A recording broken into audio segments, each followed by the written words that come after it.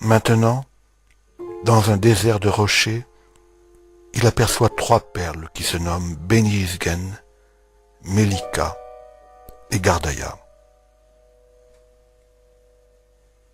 À proximité, il trouve Bounoura et sa drôle de tour qui descend jusqu'à l'Oued.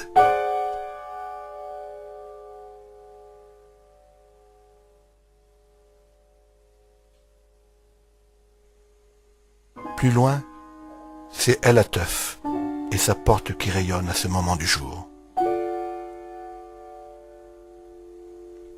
Beni Yizgen est la ville sainte du Mzab. Elle s'étage sur un flanc de montagne tourné comme il se doit vers l'Orient.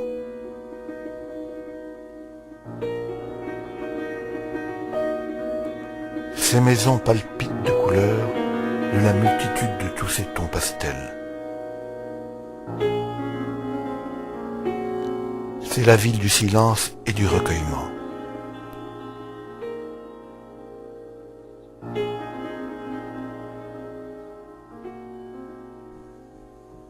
Du haut de ses remparts, il plonge son regard dans les terrasses désertes. Nulle vie n'y est apparente.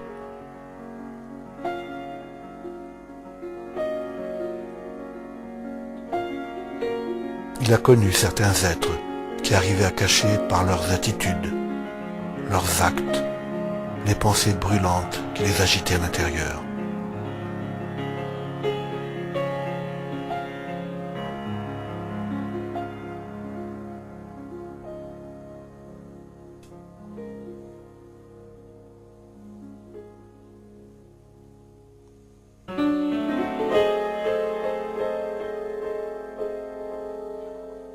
L'après-midi s'achève. C'est l'heure où, sur la place du marché, les marchands s'affairent à la vente aux enchères. Ils courent autour de la place en criant le dernier prix proposé, et ils vont de l'un à l'autre sous le regard indifférent, presque dédaigneux, des riches bourgeois assis comme des seigneurs au fond de leur échoppe. Le soleil est maintenant bas à l'horizon, et le muezzin appelle les fidèles à la prière du soir. Melika devient un brasier enflammé par le soleil couchant. La place du marché de Gardaïa entre dans la nuit.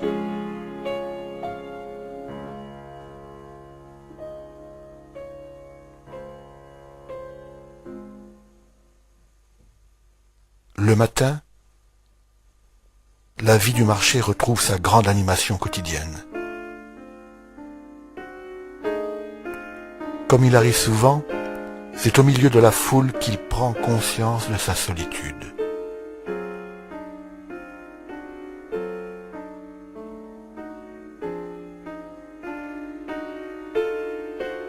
Il est étranger à la vive agitation qui l'entoure.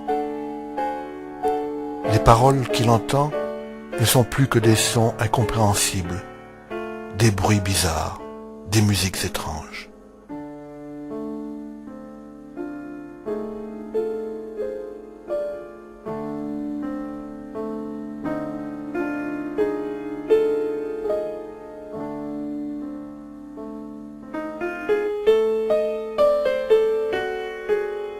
Comme ces dromadaires que l'on a parqués dans un coin, il est soudain indifférent à tout.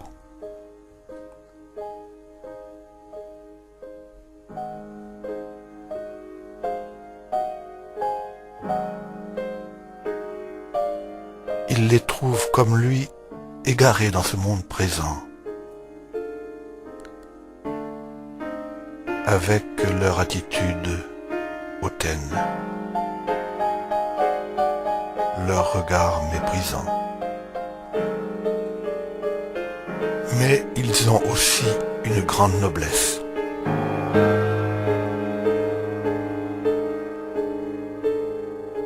Il fait le tour de la place sous la fraîcheur de ses arcades. Il contemple un moment cet homme immobile qui a à ses pieds des outres faites de peau de chèvre.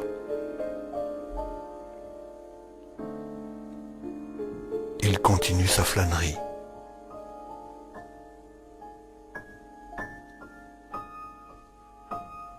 Il s'intéresse aux tapis exposés en tas au soleil et en retourne plusieurs.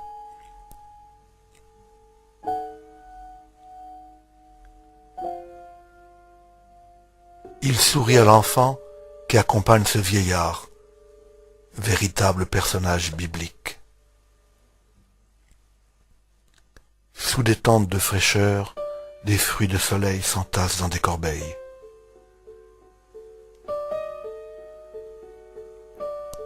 La rue qui monte du marché vers le haut de la ville est tendue de toiles.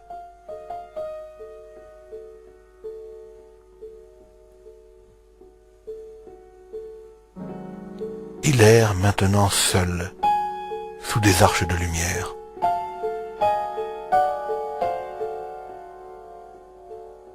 Il regarde avec envie ces maisons qui s'appuient les unes aux autres.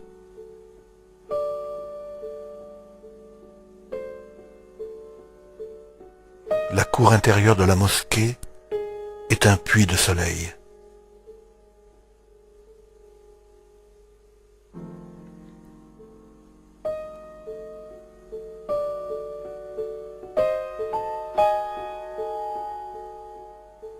À cette lumière, il aimerait lui aussi pouvoir s'abandonner, confiant et plein d'espoir. Mais il lui faut gravir seul et dans l'obscurité. Ses pensées sont un puits d'amertume.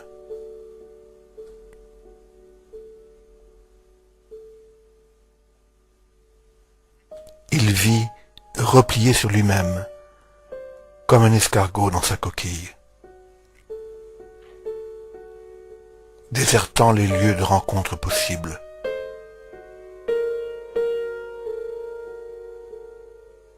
Aujourd'hui, il croit que les hommes vivent les uns sur les autres dans la plus grande indifférence et que l'égoïsme est roi.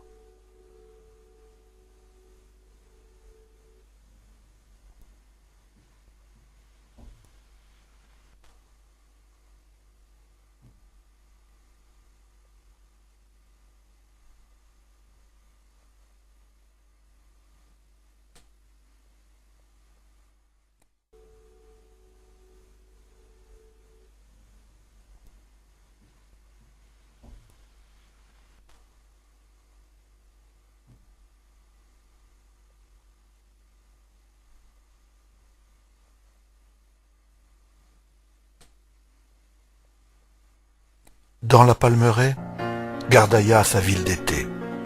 Chaque maison son jardin. Sur ce modèle, il rêve qu'il va reconstruire sa vie. L'amour, c'est le jardin autour duquel il bâtira sa maison, et l'arbre qui lui sera le plus cher traversera sa demeure. Il l'édifiera comme une forteresse qui s'étage de plus en plus haut. À son sommet, il élèvera une tour pour clamer son bonheur.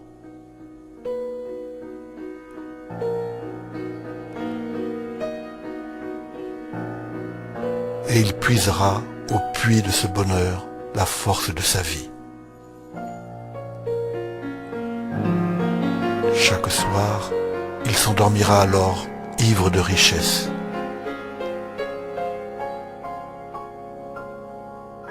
Ce corps qui serrera dans le froid du crépuscule sera son brasier. Comme un charbon ardent, il le gardera contre lui, et tendrement il se laissera consumer. Avec la nuit qui vient, il veut poursuivre ce rêve durant tout son sommeil. Doucement, le vent du soir berce les palmes. Avec émerveillement, il profite du joyau du jour qui meurt.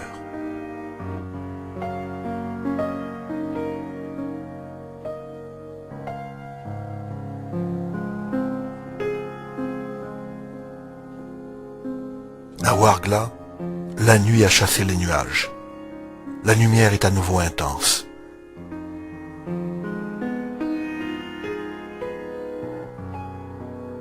il retrouve la vie d'un marché.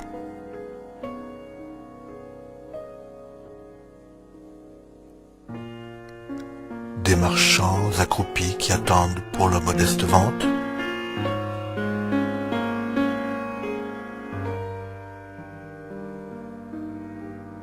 Un coiffeur qui se sert d'un simple couteau et d'un morceau de verre en guise de rasoir.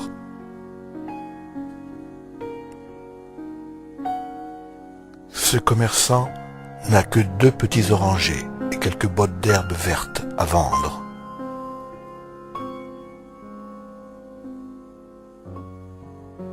Un autre déjà repart, son âne délesté des marchandises qu'il a vendues.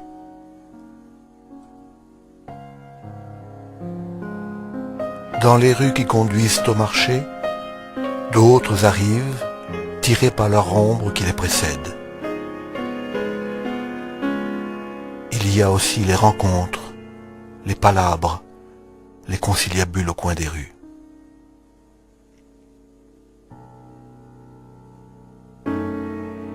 Il croise dans une ruelle déserte une apparition inattendue, une femme en rouge qui passe rapidement. À nouveau, c'est la fraîcheur des arcades.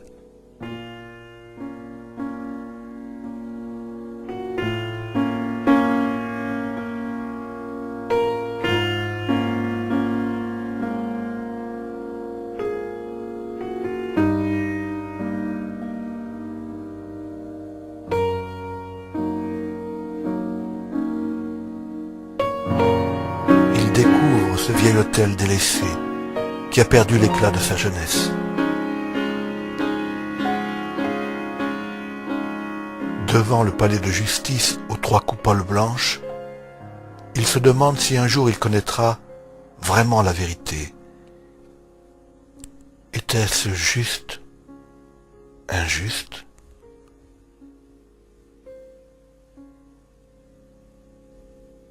Ce qu'il redoute par-dessus tout, c'est de faire partie du troupeau.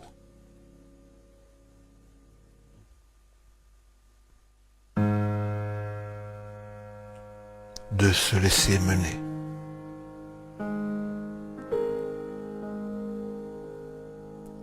Goussa est une petite palmeraie au nord de Ouargla.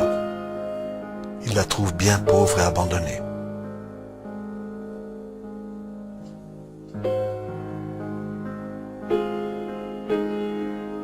Les ruines de ces maisons lui font penser à des petits châteaux médiévaux écroulés. Et ce minaret a un clocher d'église romane.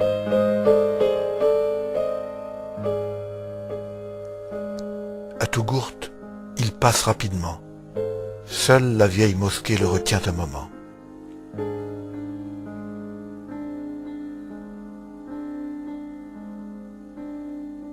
Son mur ouvragé de briques est la partie la plus ancienne, pense-t-il.